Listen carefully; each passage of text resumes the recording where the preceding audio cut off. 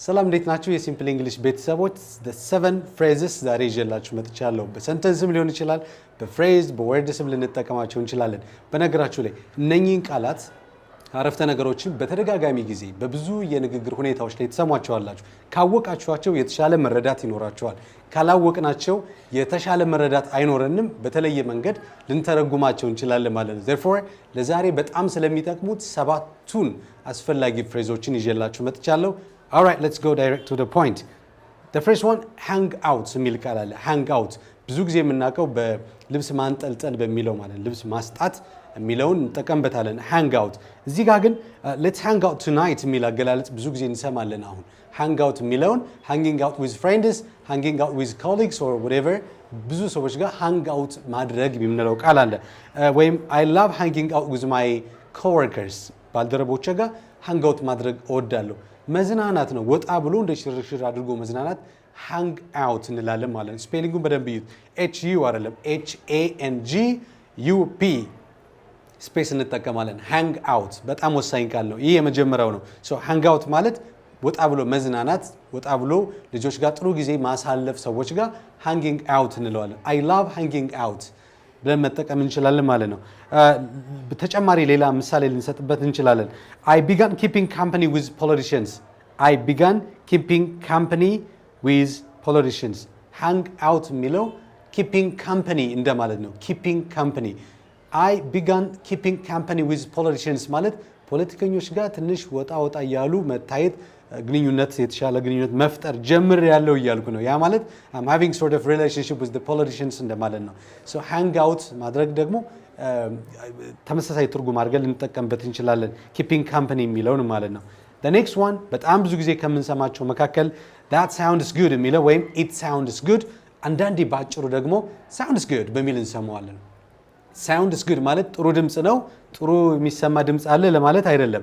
sounds good basically አንዳንዴ እንደው sounds perfect በሚል እንሰማዋለን። that sounds perfect ወይንም ባጭሩ በንግግር ደረጃ sounds perfect ብለው ይጠቀሙታል። ይሄ of course በኢንፎርማል በሆነ የንግግር ሲቹዌሽን ላይ ልንጠቀመው ምንችል ነው።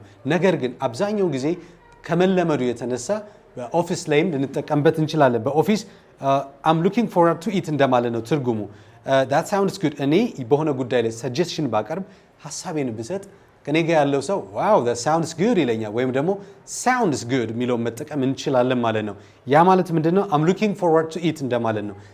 ይሁን እኔም ተስጠብቀው ነበር ይሁን ይደረግ ብሎ መስማማት ነው። it is like an agreement expression ማለት ነው። agreement ምንፈጥርበት አገላለጽ ነው። that sounds good የሚለው ሁለተኛው አገላለጽ ነው ማለት ነው።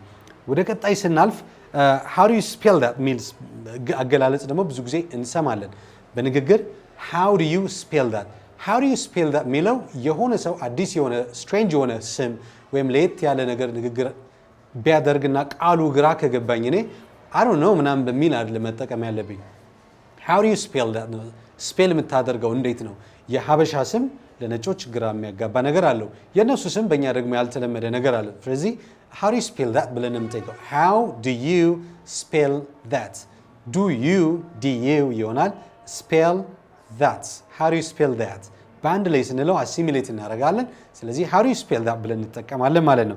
so how do you spell that ማለት just to ask for the name ማለት ነው። ስምን ስንጠይቅ በተደጋሚ ስንጠይቅ I'm Gary and you ብለው Joseph how do you spell that Joseph J-O ምናምን ያለ ይቀጥላል ማለት right።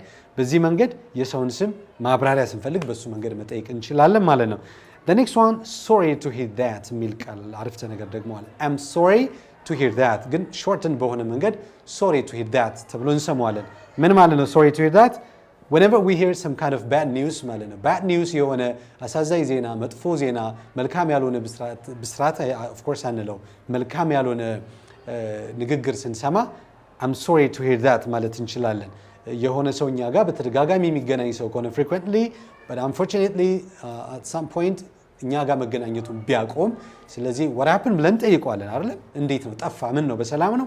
so bad news የሆነ ከፋሚሊ የሆነ ሰው pass away አድርጓል፣ በህይወት የለም ሞቷል አይነት ነገር አርፏል ካለን very good oh I'm sorry to hear that I'm really sorry to hear that really ከጨመርንበት ያው ዲግሪውን ከፍ ያደርገዋል ማለት so I'm having some kind of bad feeling or I'm unhappy ማለት ነው I feel unhappy or I'm unhappy ብለን መጠቀም እንችላለን። I'm sad እንደማለት ነው። so I'm sorry to hear that የሚለው አገላለጽ ሌላኛው common የሆነ ልናውቀው የሚገባ ልንጠቀምበት የሚገባ phrase sentence ይሆናል ማለት ነው። The next one, I will get back to you again. I will get back to you soon ማለት አንድ ሰው ጋር እያወራን ነበር ስልክ ላይ እና በድንገት የሆነ ጉዳይ ገጠመና ስልኩን hang up ማድረግ ፈለግን እናቋርጣለን ንግግራችንና በመሃል ላይ I will get back to you soon. I'll get back to you soon ማለት መልሼ እደውልልሃለሁ ነው። በድጋሚ እመጣለሁ ወደ አንተ እንገናኛለን ነው። ያ ማለት በስልክ የተቋረጠውን ስልክ እንደምደውልለት ስገልጽ በዛ መንገድ መጠቀም እችላለሁ ማለት ነው። I will look into it and we'll get back to you ሚል ምሳሌ ነው። I will look into it and we'll get back to you እስኪ ልይ ለመርምር ነገሮችን ላስተውልና አሳውቃለሁ እንደገና የምንነጋገርበት ሁኔታ ይፈጠራል እንል እንችላለን። ቢዝነስ ዲል ሲኖረን ሰዎች ጋር I will look into it, let me sleep on it and we'll get back to you ላስብበትና መለሳለሁ እናወራበታለን ድጋሚ እንነጋገርበታለን ብሎ ለመግለጽ ያክል የምንጠቀምበት ይሆናል። alright the next one check it out የሚል ፍሬዝ ደግሞ አለ በጣም የተለመደ ነው። you check it out እንደማለት ነው። ምንድነው something funny የሆነ interesting የሆነ ነገር እንዳለ ስገልጽ please come on check it out እስኪና እየው እስኪ ደግሞ ሞክረው አይነት ነገር እንደማለት ነው። ምግብም ሊሆን ይችላል let's check it out ይሞከር ነው ያ ነገር right so check out የሚለው በዚህ መንገድ እንጠቀማለን ማለት ነው። እዚህ ጋር በተገናኘ ኤርፖርት ላይ የምንጠቀምበት ቃል አለ check in check out የሚል checking in checking out check in check out ነው። በዚህ ነው የምንጠቀመው check out time አለ check in time አለ ማለት ነው። በዚህ መጠቀም እንችላለን ማለት so check it out ማለት something funny ያልሆነ uninteresting የሆነ ነገር ሲኖር ስለዚህ check out ማለት interesting የሆነ ነገር funny የሆነ ነገር ሲኖር የኛን experience ሌላም ሰው እንዲመለከተው እሱም enjoy እንዲያደርግ ማለት ነው። ስንጋብዘው check it out ማለት እንችላለን ማለት ነው። very good the next one it works for me ሚል አገላለጽ ደግሞ አለ it works for me ምን ማለት ነው? when we have some kind of appointment meeting appointment ወይም discussion appointment ሲኖረን ሰዎች ጋር በእኛ በኩል ምንም ችግር እንደሌለው እንደሚስማማን መግለጽ ስንፈልግ it works for me ማለት ይቻላል። no problem it works for me በእኔ በኩል ችግር የለም እንደማለት ነው። በዛ ጊዜ እገኛለሁ በቀጠሮ ሰዓት እገኛለሁ ለማለት ስንፈልግ it works for me ብለን መጠቀም እንችላለን።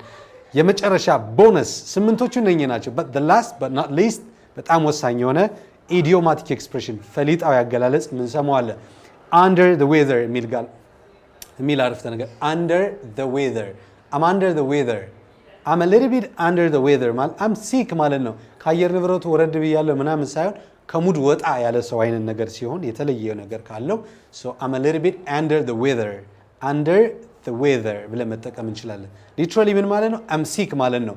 ነገር ግን ቃል በቃል ትርጉሙን አናመጣው ምክንያቱም ፈሊጥ ነው ብያቸዋል። this is idiomatic expressions so ለዛሬ እነኚህን quickly ለማቅረብ ፈልጌ ነበር አቅርቤ ያለው thanks a lot I'll see you another time with next part of the lesson see you then